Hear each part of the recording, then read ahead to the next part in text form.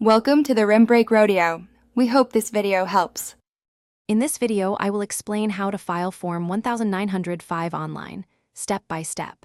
First, ensure you understand the form's purpose, which is typically for updating employee information or registration details. Next, gather all required documents and personal data, such as your tax identification number and current address.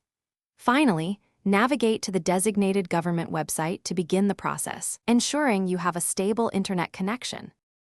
Once on the official portal, your next step is to either create a new user account or log in to an existing one. If registering, follow the prompts to set up your credentials, including a strong password. For returning users, simply enter your username and password. Many systems require a second verification step, like a code sent to your phone, to ensure your account's security and protect your sensitive data. After logging in, you will need to find Form 1905 within the portal's Forms library. Select it to open the digital version. Proceed to fill out each section meticulously, providing accurate details for every mandatory field.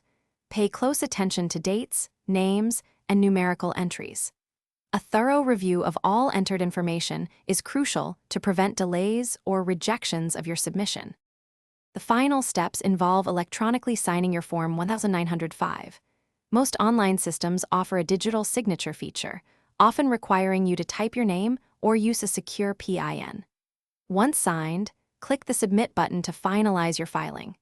Immediately after submission, you should receive a confirmation number or receipt. It is highly recommended to save or print this confirmation for your personal records as proof of your successful submission. Thanks for watching. Consider subscribing if we helped you.